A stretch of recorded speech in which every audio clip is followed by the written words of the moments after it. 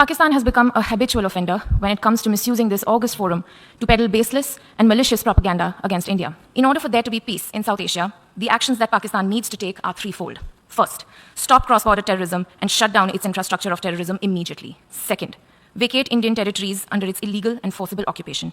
And third, stop the grave and persistent human rights violations against the minorities in Pakistan. What we have heard from India is pure political fiction. Let me list the lies. First, Jammu and Kashmir is not part of India. It never was and never will be. Just ask the people of Jammu and Kashmir. The Security Council done just that. It has decided that the final disposition of Jammu and Kashmir will be decided by its people through a UN-sponsored plebiscite. India accepted the Security Council resolutions. It is obligated to implement them under Article 25 of the UN Charter. It has failed to do so through fraud and force. Instead, India has sought to suppress Kashmiris' demand for their right to self-determination and freedom by imposing a cruel occupation. Since 1989, over 100,000 Kashmiris have been martyred. On 5 August 2019, India gave up all pretense and announced annexation of Jammu and Kashmir. It enlarged its occupation army to 9 lakh, imposed a complete lockdown, turning the beautiful valley of Kashmir into the largest open-air prison in the world. The entire Kashmiri population is the victim of India's brutal tactics. Innocent Kashmiris are killed routinely in fake encounters and cordon and search operation. Collective punishments are imposed with the destruction of entire villages and neighborhoods. The entire Kashmiri political leadership remains incarcerated. 15,000 Kashmiri boys have been abducted, many disappeared and tortured. An information blackout has been imposed by closing media houses and charging independent journalists with terrorism. Indeed, a classic colonial settler project is underway. And yet, the oppressed Kashmiris have not capitulated. They have not given up their demand for freedom from Indian occupation. At all political celebrations, they fly a flag of Pakistan, not India. They cheer the Pakistani cricket team and they shout, Pakistan Zindabad, long live Pakistan. India may forcibly occupy the land of Kashmir, but it has lost its people forever. The second lie is to describe the Kashmiri freedom struggle as terrorism. This is a familiar colonial ploy. Under international law, Kashmiri's resistance to foreign occupation is just and legal. It is India's occupation that is illegal. It is India which must be held accountable for its war crimes and human rights violation in the occupied territory. The 2 reports of the UN High Commissioner for Human Rights documented these crimes and violations.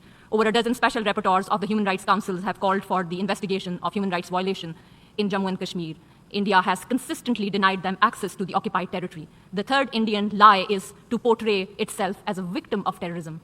On the contrary, India is a serial sponsor of terrorism. It has perpetrated terrorism against each one of its immediate neighbors. Now, India's terrorist franchise has gone global. Pakistan has solid evidence of Indian sponsorship of Tehreek-e-Taliban Pakistan, which has carried out repeated terrorist attacks against Pakistani civilian and military targets. The BLA, Baloch insurgent, is also financed and operated by India. The captured Indian spy and naval commander Kulbhushan Jadhav has fully enumerated India's terrorist activities in his confession. India must be held accountable for its terrorist activities. Mr. President, if a government is capable of brutally persecuting its own people, one can imagine what it is capable of doing to the people of other nations. The BJP RSS government, which has ruled India since 2014, is guilty of imposing a reign of terror not only against the people of Jammu and Kashmir, but also against its own 200 million Muslims, 2 million Christians, and millions of Dalits and other low-caste Hindus. India's crimes are well documented. These include pogroms in Gujarat, Mumbai, and Delhi, the frequent lynching of Muslims by cow vigilantes, the bulldozing of Muslim houses and shops, hate speech including calls by political leaders and Hindutva priests for genocide against Muslims. In orgy of Islamophobia, Muslims are forcibly converted or disenfranchised, bans imposed on hijab, love jihad laws adopted, and hundreds of mosques, including the Babri Mosque, have been destroyed in the campaign to obliterate Muslim and their cultural heritage, the very legacy of India. In the first 8 months of 2023, 525 attacks alone took place against Christians, including the recent inhuman massacre of Christians by Hindu tribes in northeast India. Since 2018, 1 lakh cases of crimes were registered against Dalits. Thousands of Sikhs were killed at the Golden Temple in organized riots in 1984 and thereafter. Mr. President, India will not halt these human rights violations of human rights and international law until sense of impunity is removed. The world must stop giving India free pass for strategic reasons.